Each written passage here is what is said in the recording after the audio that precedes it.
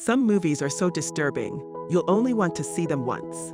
These are the most traumatizing movies ever made. Midsommar. She was delivering a show-stealing performance in Ari Aster's hauntingly brilliant Midsommar.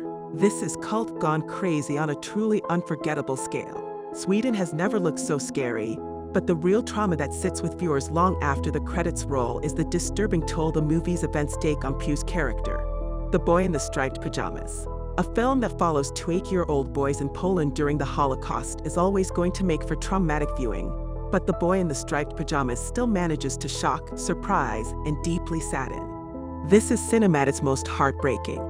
American History X. Hate is baggage, and this 1998 crime drama brings tons of it. American History X is a deeply disturbing look at race wars and life behind bars. Edward Norton's Oscar-winning central performance is reason enough to give this movie a watch, but with a brilliant backup showing from Edward Furlong, a masterfully written screenplay from David McKenna, and the film's truly unforgettable message taken into account, American History X is must-watch cinema. The Exorcist. It's the movie that had an entire generation hiding behind their sofas. The Exorcist is not so much a festival of frights as it is a slow, torturous expose of the effects of a demonic possession. This would already be reason enough to think twice about viewing. But this is all happening to a 9-year-old girl in the movie. It's no wonder filmmakers have been trying to top The Exorcist's success for 5 decades. Grave of the Fireflies. Even the world of animation hides a few deeply troubling cinematic experiences, and none perhaps more so than Isao Takahata's 1988 masterpiece, Grave of the Fireflies. The movie follows 2 Japanese orphans as they desperately fight to survive the final months of World War II. This Studio Ghibli release is rightly held as one of the greatest war movies ever made. And while the art style is mesmerizing, make no mistake, Grave of the Fireflies is not for the faint of heart. Bone Tomahawk. On the surface, this Kurt Russell starring Western is all cowboys and curse words, but just when you settle into your saddle and start enjoying the ride, Bone Tomahawk throws some of the most shocking images in recent cinematic history your way. John Wayne certainly never had to endure such horror. A Clockwork Orange.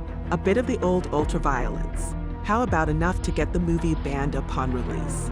The adventures of Malcolm McDowell's Alex DeLarge are enough to turn most viewers away. But stick with A Clockwork Orange, and not only will you experience movie suffering on a significant scale, you won't be able to unglue your eyes from the screen. Stanley Kubrick cemented himself as a master of big-screen trauma with this 1971 release. And of course, we're going to hear more about the legendary filmmaker's exploits a little later on. Oldboy. The finest installment of Korean filmmaker Park Chan-wook's vengeance trilogy, Oldboy is one of the most powerful and shocking international movies ever made.